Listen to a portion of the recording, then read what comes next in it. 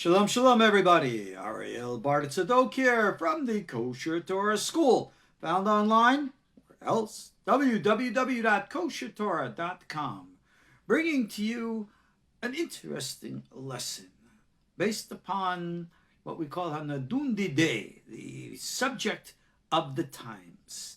And that is this week's Torah portion, which again, we start our cycle again with Genesis. And of course, one of the biggest deals in all of Genesis is, of course, the creation of man. Now we're talking about a real interesting, controversial topic. Because whether we're going to go in the way of the secular rationalists, or we're going to go in the way of the religionists, or we're going to go in the way of the, let me be prejudiced, okay? The weird ones, the weirdos. Everybody's got some really wild stuff to say.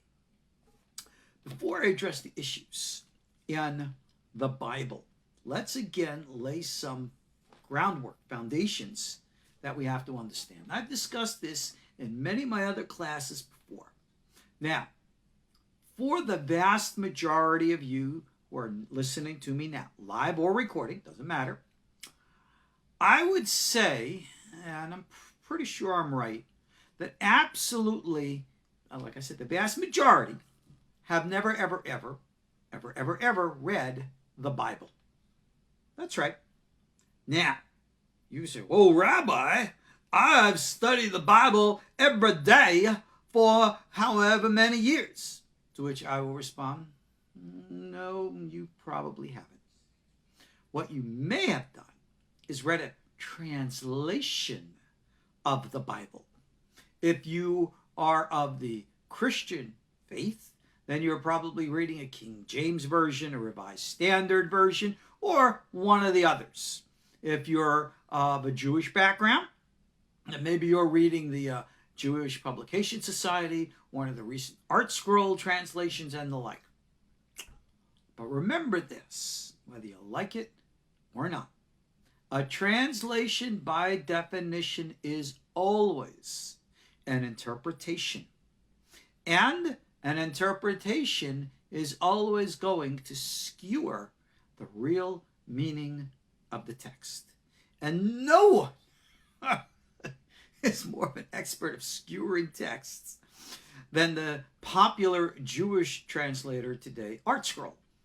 Art Scroll does a crackerjack job of, shall we say, embellishing translations, which I often find very frustrating. Look, I do translations too. But as a scholar, you know what a scholar is? I try to stay absolutely meticulously true to what a text says. Now, remember, even when we look at a different language, and Hebrew is just one example of many, the order of the structure of a sentence is different from one language to the next. For example, in English, as you know, we usually put an adjective before the noun. So if I want to talk about the dog, I can talk about the big dog, the hairy dog, the smart dog, the good dog. However, in Hebrew, the noun comes first and the adjective will follow. So I would say Kelev Yafeh, Kelev Hacham, Kelev Tov. Now, you say, okay, it's a little thing. But when I translate, I try to be meticulous that even if there is a little grammatical incorrectness between languages, I will intentionally be meticulous in the translation and drop the footnote to explain the difference between languages. Why? Because I want to make sure that my readers have access to the original and authentic kosher stuff. That is why we call ourselves Kosher Torah. Now, another thing, with that being said, that's grammar stuff. But now let's talk about these interpretations. Okay, here is the big deal. remember this. For the past 2,000 plus years, the form of Judaism that we have today is called Rabbinic Judaism. No one today observes biblical Judaism, in spite of all the weirdos out there who want to say, I'm a biblical Jew. No, you're not. You know what it requires to be a biblical Jew? It requires the Holy Temple in Jerusalem. It requires the Ark of the Covenant. It requires the Shekhinah, the high priest. Guess what? Ain't got it, baby. So, there's no biblical Judaism today, in spite of what anybody might think. But with that being said, you must understand, and we've discussed this, and I'm not the first to discuss this, a lot of other people do this too, the significant difference between what we call Hebraic thinking, which was the common norm in the Middle East during the first temple period, and then later Greek-oriented thinking, which came obviously with the Alexandrian influence and the later Greek influence, Ptolemaic, Seleucid, and the rest. Rabbinic Judaism, for the most part, is formulated based upon the Greco model, not the ancient Hebraic model. And when I'm talking about that, I mean the mindset. For anyone who has ever studied Talmud, you take a look at a very intellectual and cerebral section of analyzing, splitting hairs, and understanding laws. And it's a profound exercise in human intellect. So much so that Talmud study has become a staple in many of the philosophical course studies in many major universities around the world. Because Talmud's pretty smart. But remember one thing about the Talmud. Nowhere did any rabbi ever say that the Talmud is the Word of God. It's not. The Talmud is not a Jewish New Testament or anything of the kind. The Talmud is an encyclopedia, a collection of over 1,000 years of ideas, beliefs, and superstitions. They got like some really weirdo stuff in the Gemara too, and every rabbi, will be honest with you, will tell you that. Like stuff about like demons and astrology and astronomy and all. They think it's a pretty wacko stuff. And he said, "What? You believe that?" No, but somebody did. And in an encyclopedia, you always record material. Whether you believe it or not, whether you like it or not, you record it so that there is a record. That is what Talmud is.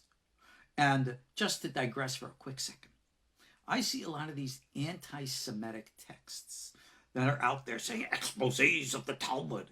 And they put in all this stuff that's supposedly in the Talmud that the Jews are saying.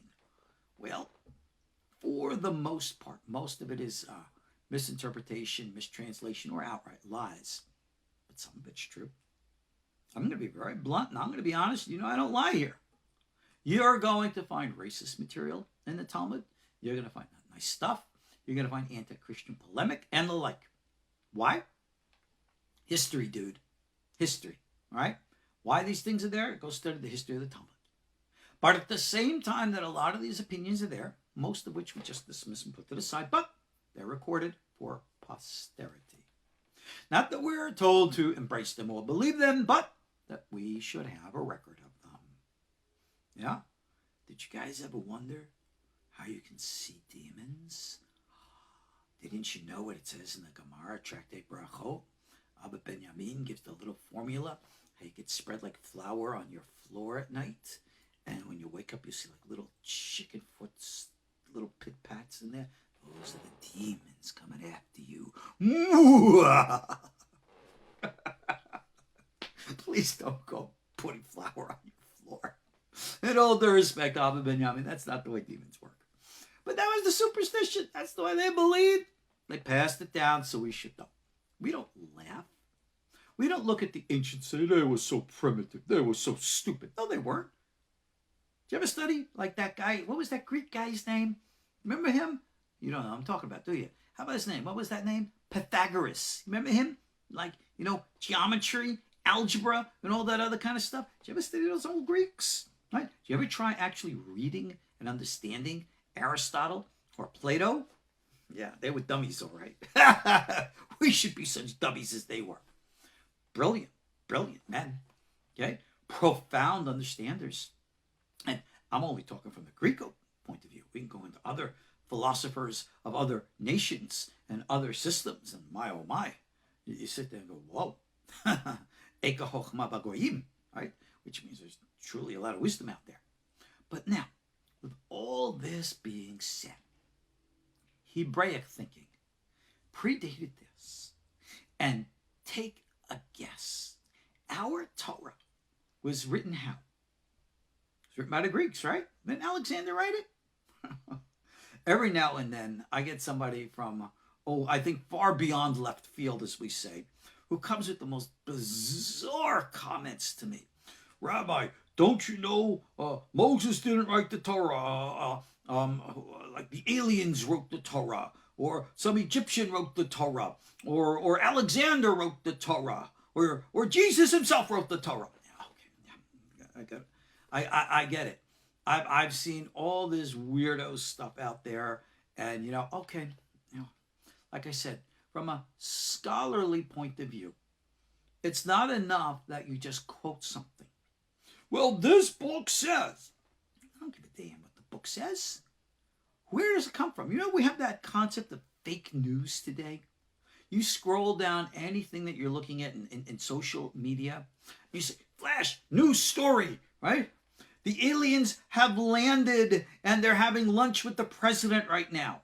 Remember that from the old, what was it, the World Net Daily, something like that? Those old, chip sheets that they had at the newspaper, at the checkout counter at the supermarkets. I don't know if many of you remember that. The old National Enquirer stuff. They're still out there, aren't they? But anyway, this is the sensational type of stuff that we all used to be entertained by, recognizing that most of it was nonsense.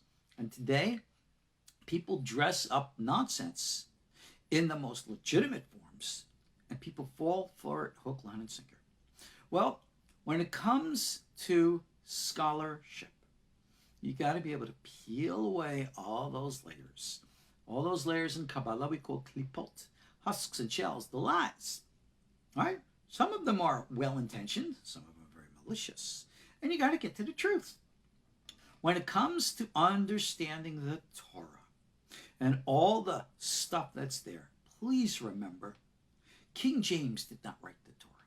All right, though it was translated in his court in 1611, King James English, this book was not written by the Greeks.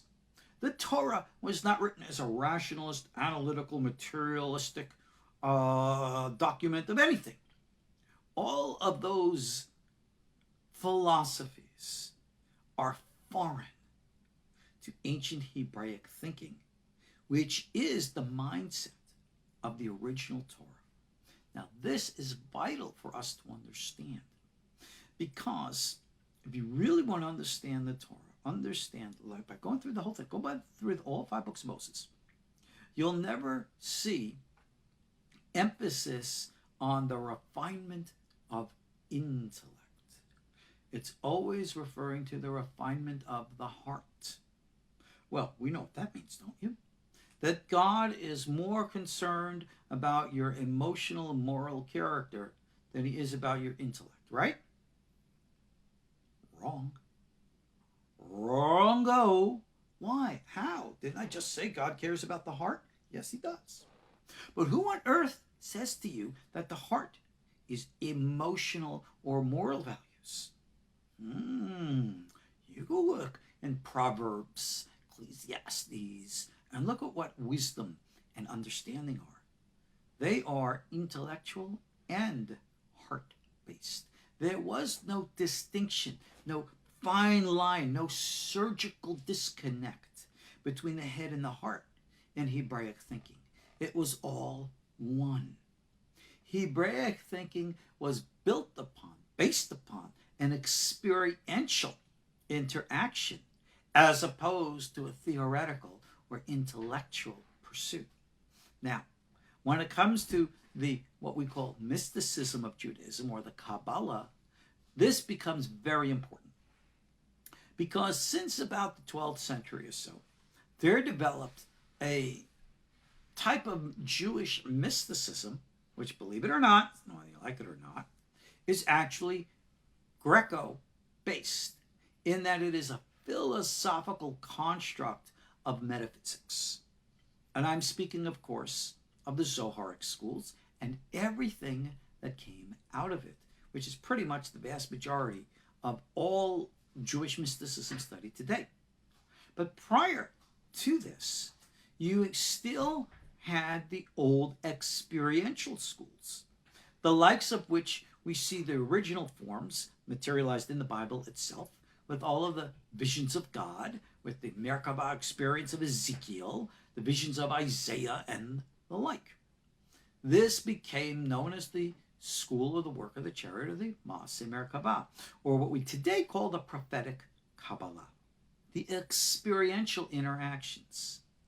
Now, this is still with us. We still know it, and in all due respect, is what we teach here at our KosherTorah School. But now, with this understanding, when we turn to the stories of the creation of man in Genesis chapters 1 and 2, we must pause and unlearn what we have learned, as Master Yoda has said, and not look at this from a Greco-Roman philosophical point of view, but from an original point of Hebraic thinking, which was what we can call experiential. Now, what we have today as our Rabbinic Judaism, with all of our sages, this is the foundation of our life. This is the way we live. This is what we do. So, I will, of course, reference many of the commentaries. Actually, tonight I think I'm really just going to stick with the simplest one, like Rashi or something like that. Because we can go in 100 different ways with 100 different commentaries and confuse things, blur the focus that we need to be paying attention to. Now, in advertising this class, I made a comment. I said, for those of you who believe that there is no extraterrestrial component to our creation of man, think again, because the Bible clearly says that there is. Aliens! No, I never said aliens. Matter of fact, let's address that topic right now. For those of you who know, I've been talking about this for years and years. Are there aliens? I mean, like little green men and flying saucers bouncing around in the universe and stuff like that? Maybe.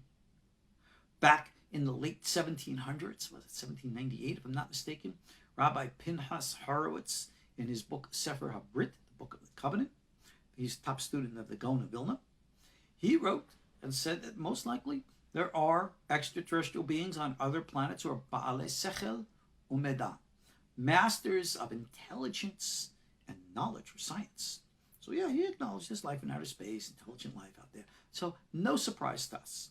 So if and when you ever hear an individual rabbi, no, we're all alone in the universe, and the dinosaurs were here 5,000 years ago, and the earth is flat, or some other silly stuff, remind the good rabbi who's holding these opinions and say, Rabbi, that's not what our sages taught. I remember I was watching this rabbi, a video of him. They asked him a question. Does the Torah have any source that speaks about mermaids? And they were, nope, no such thing. And I said, gee whiz, Rabbi, you should really study the Hesed LaAvraham of Rabbi Avraham Azulai and see what he says about things, because he does talk about mermaids. But okay, what can I say? Now, let's address that extraterrestrial issue before we jump into our text. Are there extraterrestrials? Yeah. Were they involved in the creation of man? Maybe. And I know for those of you who watch me from Ancient Aliens, And, my dear colleague Eric von Daniken, you go, "Ah, Rabbi, you're talking about the Anunnaki." Okay, let's address this Anunnaki stuff. Okay, how many of you know biblical Hebrew? I do.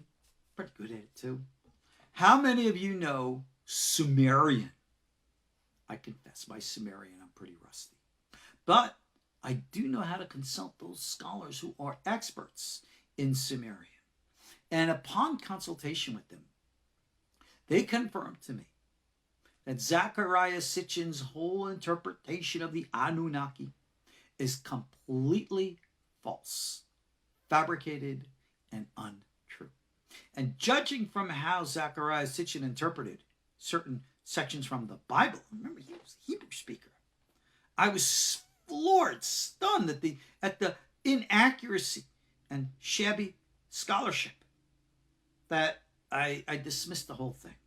Is there in the Biru? Did the Anunnaki come here thousands of years ago to mine gold and created man as our slave race, and they're coming to get ya? Okay, you know what? Yeah, they're coming to get you. But don't worry, because the Jedi will get here first, and they will protect us. And from what I understand, the United Federation of Planets is sending a time ship back here too with Captain Kirk and Captain Picard, and they're going to protect us from those evil Anunnaki as well. And from what I also understand, the guys at Hogwarts, they're preparing for this too, and they got their abracadabra spells so that the minute the Anunnaki come, poof, they're going to turn them into vegetables. And you say, Rabbi, you know that's not true. There's no such thing as a reality of Hogwarts or Star Wars or Star Trek. Yeah, that's right. There's also no such reality as the Anunnaki. And if you want to believe, science fiction, hey, you want to believe fairy tales and fantasies? Hey, live it up, baby. All right? I got a great imagination. I love to mix and match and put them all together. I'll bring in the worms from Dune to fight, the Emperor on Star Wars, and to challenge with the Enterprise. Oh gosh, let's bring in everybody. All right, let's let loose a Terminator on Darth Vader and see what happens. Fantasy, fantasy, fantasy. Can we really make a Havdalah, as we say, a separation between what's fantasy and what's real? When you want to understand the Torah, please understand, our rabbis are mostly focused in giving us moralistic encouragement, how to improve and better our lives. So, they will give you mystical interpretations, rational interpretations, philosophical interpretations, moralistic interpretations, usually focused on a point, to try to drive home a message. Hey, let's better ourselves. That's okay with me. I like that message. Because ultimately, our Torah, I'll be honest with you, I don't understand the Torah. I can read it. You know what? I really even shouldn't say that. I can read Hebrew. Sure, I'm fluent at it. I can read all the commentaries and pretty much read hundreds of them. I'll tell you what they say. But I will tell you, there are levels and layers in this Torah I can't comprehend. I can't get. I know I have discovered mathematical formulas, Fibonacci sequence, pi ratios, all this math stuff. And I go, it's beyond me. I just can't get it. All right? I wish that I had one of these super duper booper duper quantum computers that I could program or tell how to program. Say, hey, can you crack this nut? They found the Torah codes. They know that they are. Isaac Newton, you remember him, good old Isaac Newton, the guy, the apple drop on his head? You know what he did most of his time? No, you don't know. He studied Kabbalah. Oh, he was big into the prophetic Kabbalah too. He was one of those la guys out there. Yeah, he's a big mystic, big Kabbalist, but he wasn't Jewish. So, since when does that stop anybody? He spent his life looking for the codes. All right? Very, very frustrating. I have a question here in text. When we die, will all the truths be shown to us? Answer, certainly not. What makes you think because you die, all of a sudden you can handle all truths? I only wish. I don't think so. But anyway, getting back to now the issue. Let us make man. Okay? What was the original Hebraic intent? Now you got to pay attention to what the texts are saying, because the rendition in Genesis 1 and the rendition in Genesis 2 are totally different from one another. Okay? Now, let's again jump ahead in history to about 200 years ago. You had the materialists. Remember what a materialist is? A rationalist. A rationalist wants to completely dismiss the reality of the higher psychic realities of our human experience. They want to look at your dreams, your impressions, your feelings as such as being complete nonsense. Anything that's not intellectual, rational, is not valid and not worthy of our investigation. Well, that means you're only using half-brained, all right? So we call you half-brained. The rational materialist path, which unfortunately is claimed to be the foundation of the scientific method, but it's really not. How can I say that? Do you ever like read biographies or autobiographies of scientists, people like Albert Einstein and Nikola Tesla, and how they discovered their like really weird stuff? Especially Tesla. He would say, "Oh, this stuff came to me in dreams at night." Carl Jung spoke about all the dreams and stuff that came to him at night, and revealing to him, whole concepts of the collective unconscious, secrets of the psyche, and the like. So yeah, there's something out there. There's something very, very big. And when we try to deny it all and to make this material world of ours the only reality, this is a crime against our humanity. This is a crime against our own psyche. Yeah, there really is a higher dimension. There really is a greater world. We know it, we experience, we live it every day. If you talk to the, in quote, rationalists and say, there really is a psychic reality. Nonsense.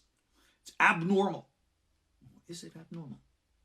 Go look at studies and look at the people around the world who have had premonitory dreams, impressions, feelings, out-of-body experiences, all this other kinds of extra, sensory, psychic type stuff. And you'll find that the vast majority of people in the world have experienced something at one time or another, regardless of how, in quote, materialist they think they are. So if the vast majority are doing something, experiences something, trust me, it's not abnormal. The people who are denying it, they're abnormal. All right? But that's that. We need an entire new paradigm, which is not so much a new one, but going back to the old one. The Hebraic thinking of the integration of the two. The rabbis of the Talmud, as Greco-Roman as they were, they tried to integrate that in the ways that the Talmud is written. And it's important and imperative that we take that to understanding of our Torah. So with all this being said, and it was necessary to be said so that I can teach now, talk now, I'm just going to bring up questions. Let's see what they are. Genesis chapter 1, verse 26. Vayomer Elokim na'aseh Adam b'tzalmeinu k'dumotenu v'yirdu b'deregat hayam blah blah blah. Okay. God said, "Let us," plural, "make man in our image and after our likeness," plural. But if you look at the word Elohim, which means God, that's technically also plural. So what are we dealing with? Well, of course, if you ask a Christian, they'll tell you, obviously, we're talking about the Trinity, Father, Son, Holy Ghost. Okay. I'm not going to try to convince a Christian that that's completely foreign to the biblical way of understanding things because they know better. Okay, fine, good. God bless, know better. That's fine. I'm not here to fight. But anyway, what do the rabbis say about that? Because it's clearly a curious plurality. If you look in the rabbinic commentaries, they'll say, well, who's God talking to?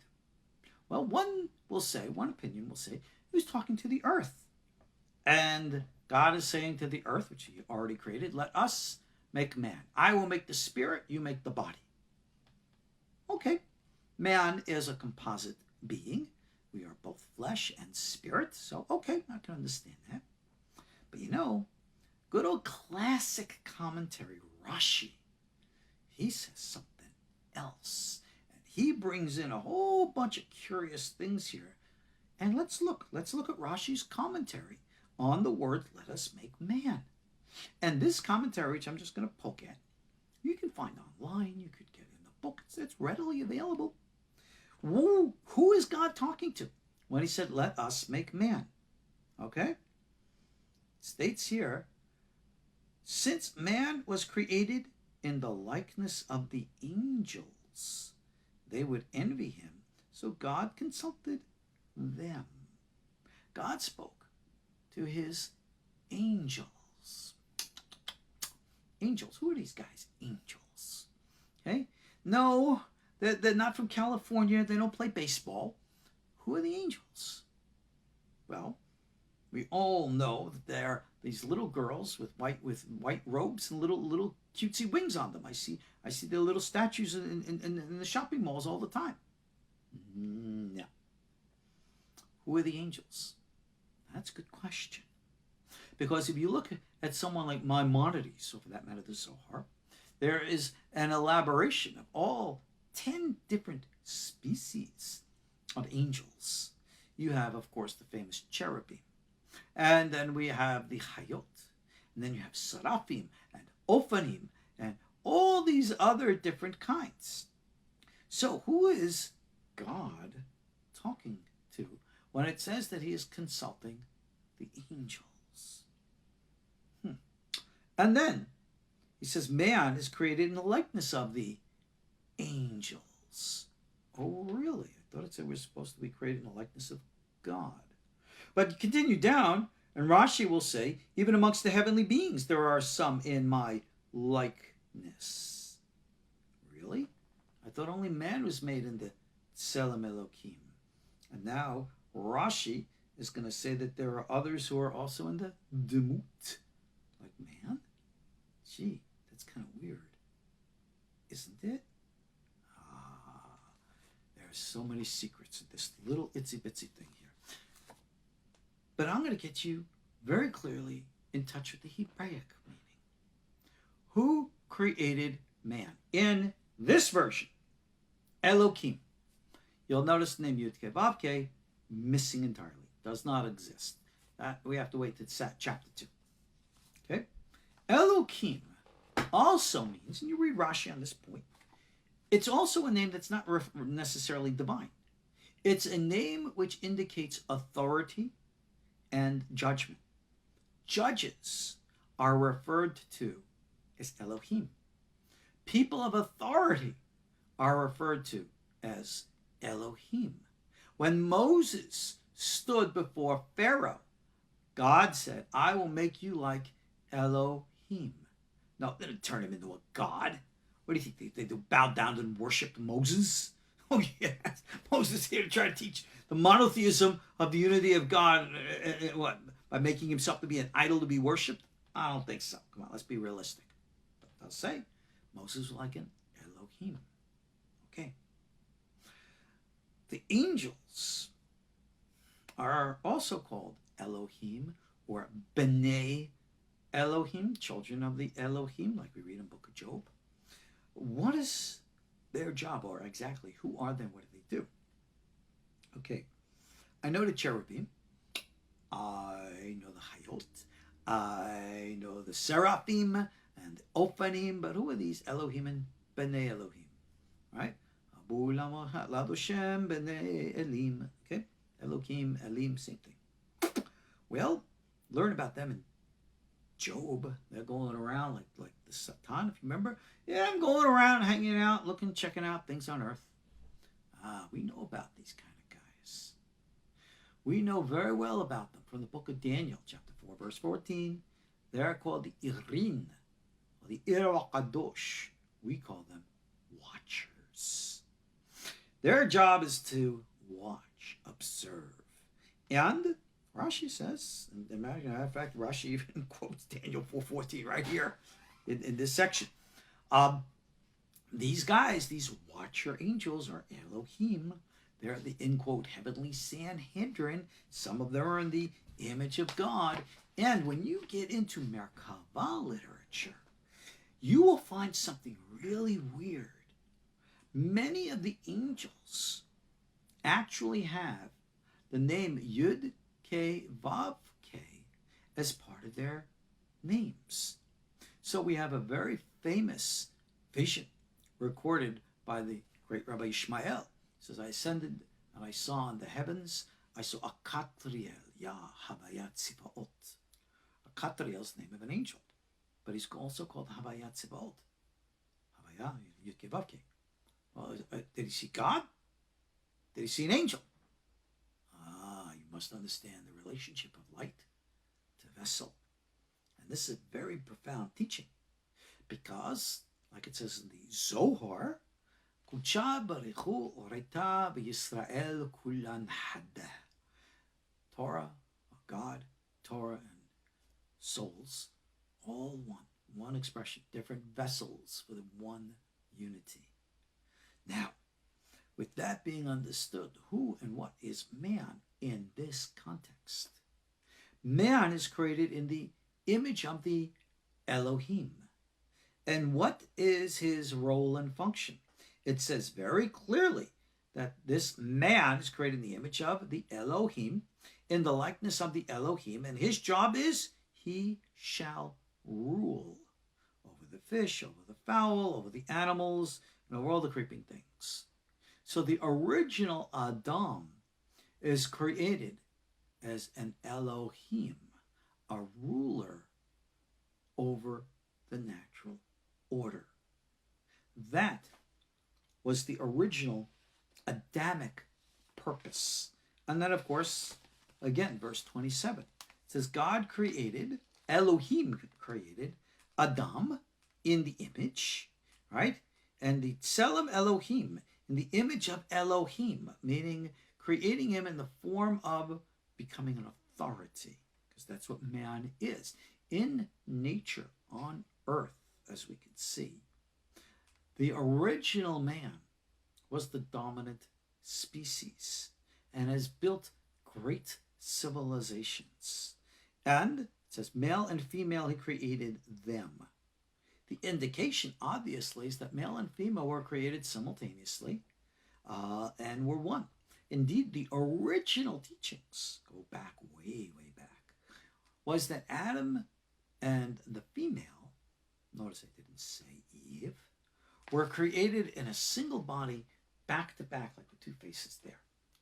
All right? A whole bunch of Kabbalistic secrets in that. And when you get into an understanding of Jungian psychology, when he talks about how every man has within him an inner female, and every woman has within her the inner male. And as such, we're both male and female at all times.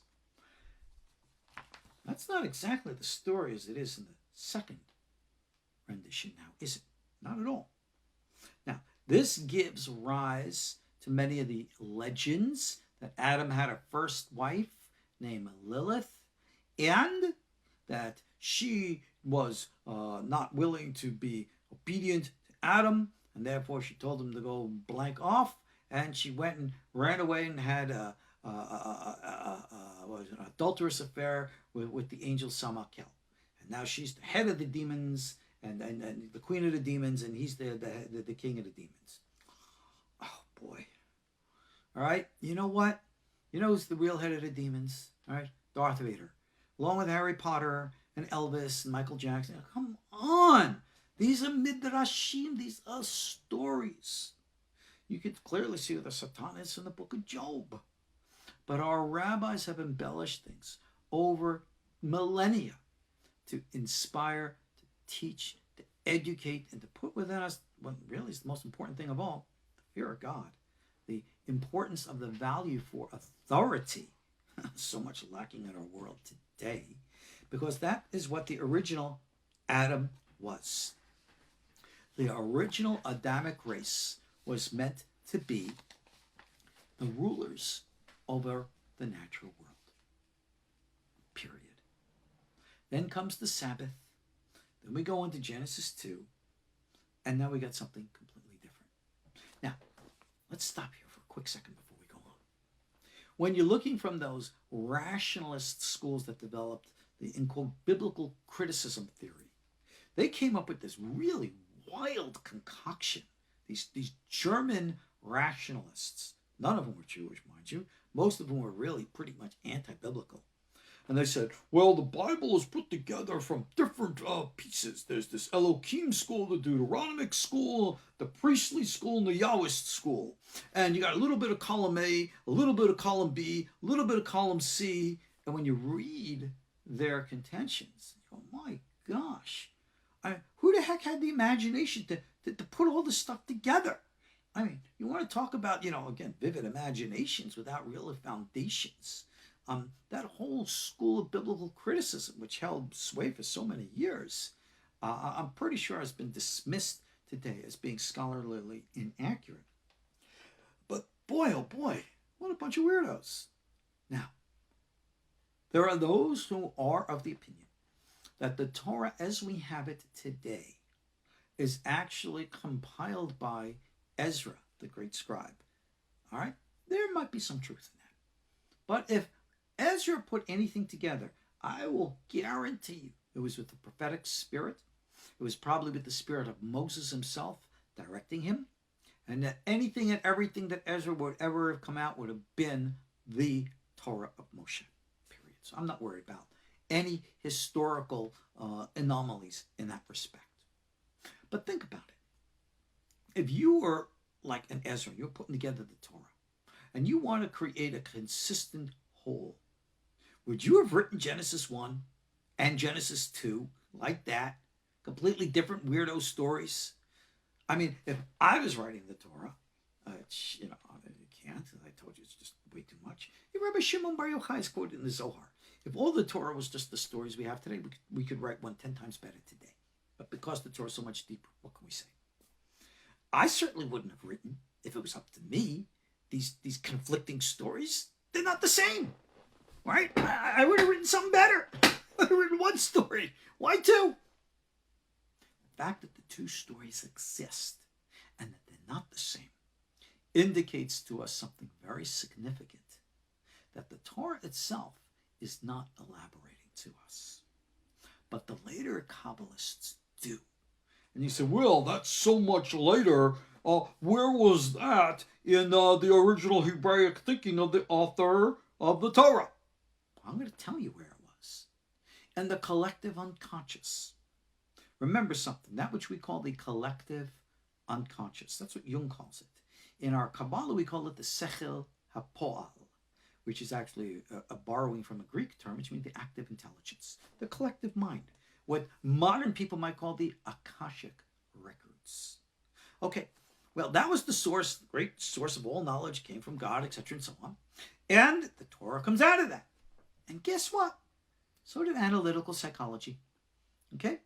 So when Carl Jung and those who are making these discoveries in the last centuries, okay, they're picking up on the same genre of understanding that existed thousands of years ago. So Carl Jung acknowledged he didn't create or invent anything. He just discovered what was already there.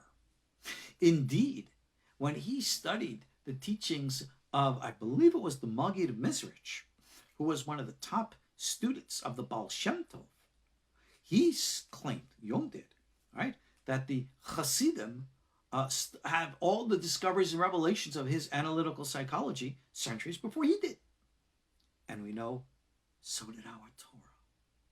So that's why when we look at our Torah, we recognize the great secrets that are there. Now, let's go back into the second creation story. And right away, the first thing we see that's different is the name Yud-Keh-Vav-Keh. The first story, man is placed in charge of nature.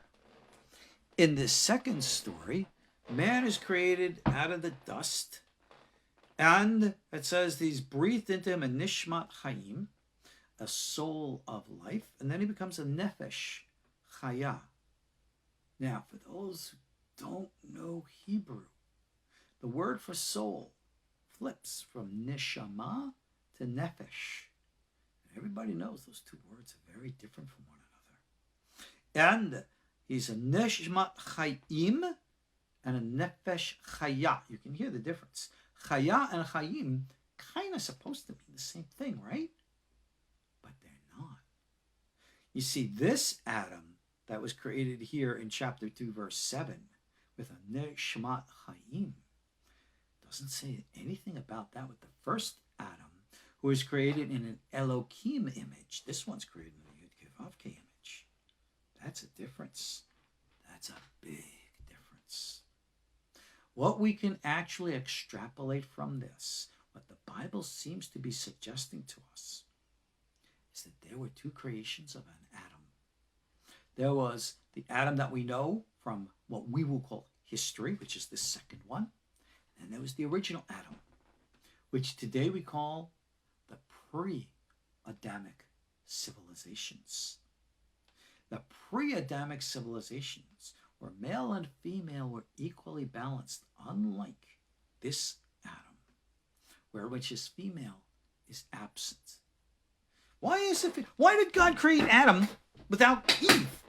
Think about it. If the first story says they were created side by side, so why does God just create the male?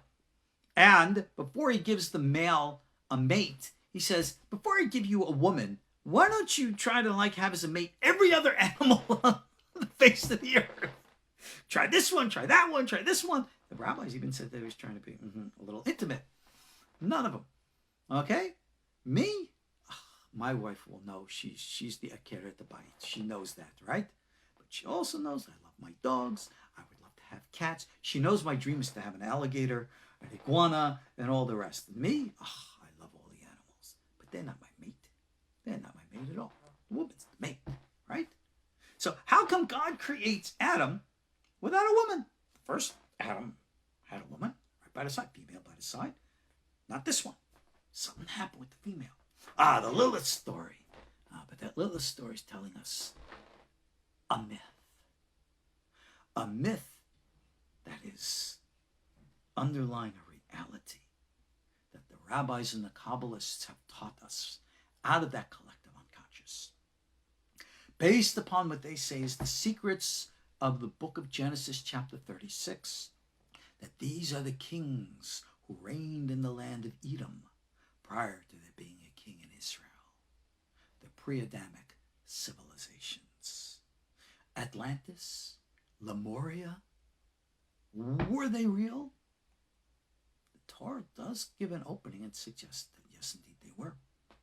And that there were highly technologically advanced civilizations that indeed were around for, oh my goodness, tens of thousands, possibly millions of years before us.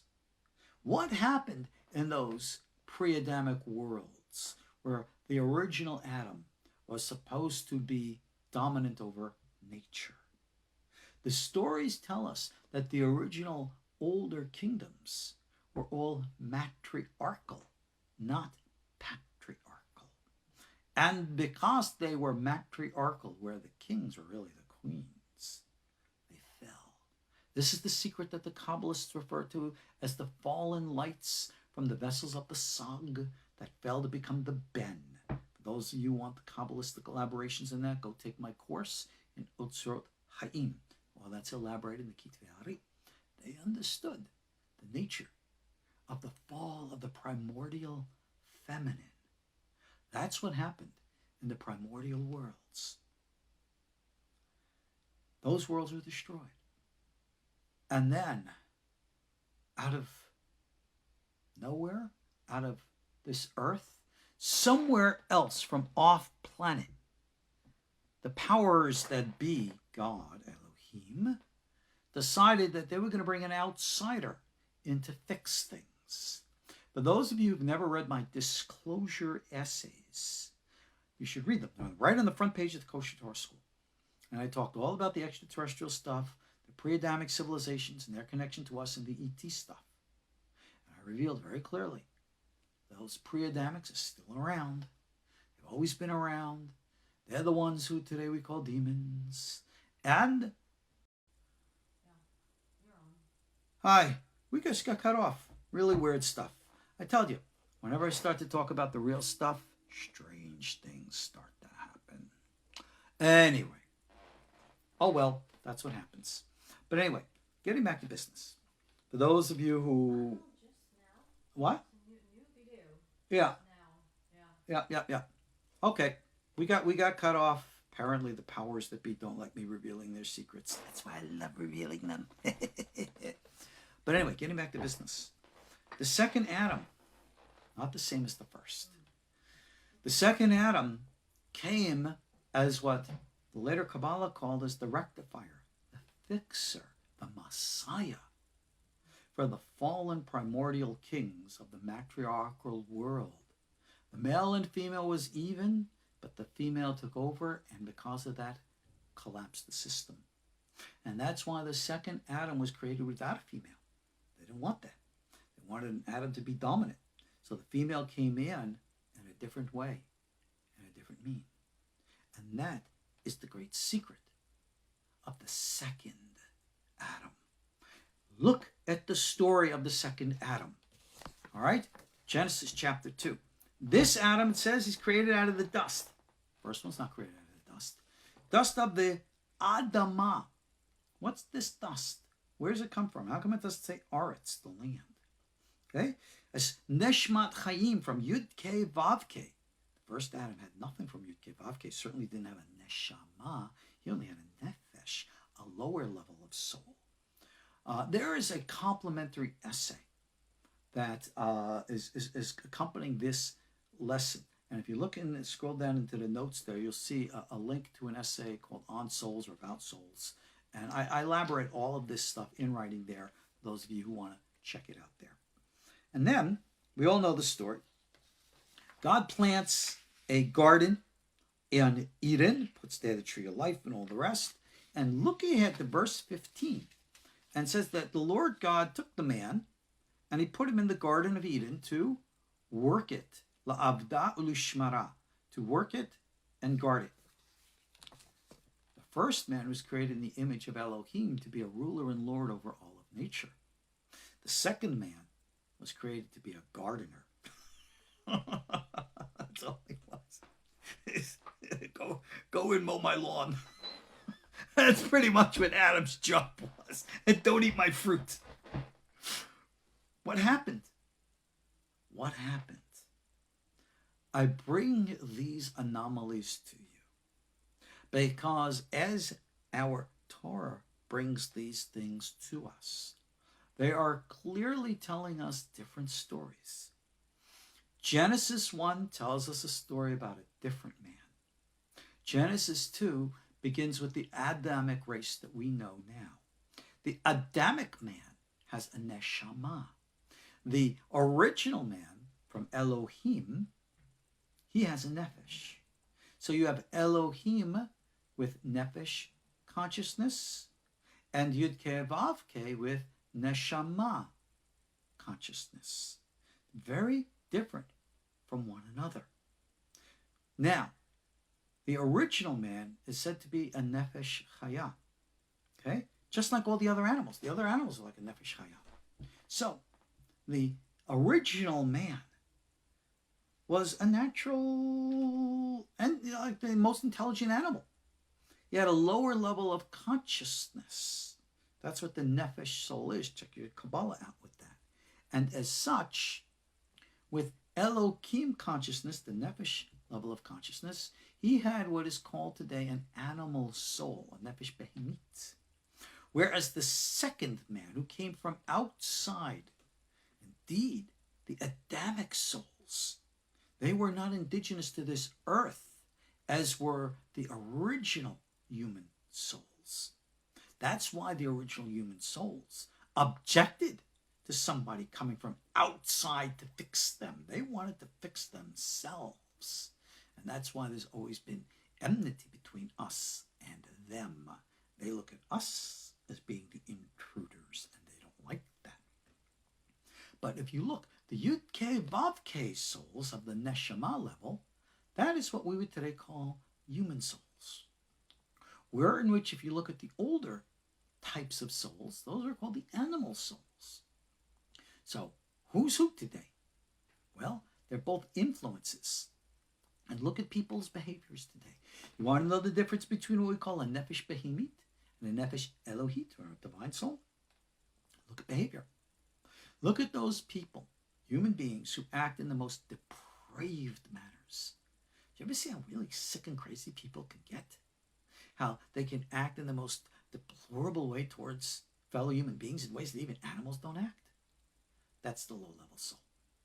Those are the souls who do not have the power of Yud-K, Vav-K, but are actually expressing a perverted or twisted expression of Elohim, or authority, or lordship, by domineering others to their own hurt. So what we walk away from is a very profound insight in what the original Torah is teaching us. At one level, it's teaching us our history. But in another level, it's revealing ancient hidden histories, which the ancients knew very well. If you had spoken to King Solomon, King David, and you asked them about the pre-Adamic civilizations, Moses certainly knew all about them. So did Abraham, all right? And so did Solomon. And obviously, these are the things that are concealed within our Torah. So when we look at our Torah, we know so much that most people don't see because they're looking at it in the wrong way. Most people come to look at the Torah today in that rational analytical school, dismissing everything else, pretty much amputating half the Torah and dismissing it. They do this in the yeshivas today by discounting all the agadot. This is going to stop. Where we are today, we are at a tipping point of crisis in our society, just like it was in the pre-Adamic times. The vessels are shattering, the light is scattering, and it's time for the Adamic souls to rise up and become the good gardeners that we are. Take care of the garden. Unless we're controlling and ruling the earth, time for that will come. But understand and know the great profundities, the great depths, the great secrets that our Torah contains. We have just scratched the surface. There's so much more to go, so much more to know. So, this is the never-ending story. And I hope and encourage that you will continue learning it as we go on in the cycles of revelation and insight. Hopefully, I'll be able to participate with you in these things in our future lessons and teachings, both our lesson shorts as well as our full-length lessons and whatever we offer at the KosherTorah School. So, think about these things. Hey, we had a little glitch there. I'll hopefully manage to fix that up and put it all together. But thank you all again for joining me. If you like this video, if you're watching like on YouTube and something, click like and subscribe to our YouTube channel. And if you're on Facebook, pass this around. Let people know what we have to offer. And let's get the word out. Let's make a difference. Isn't that really what it's supposed to be? Alrighty, guys. Thank you all for joining me. God be willing. We'll see you all next time. All right. Take care. Shalom.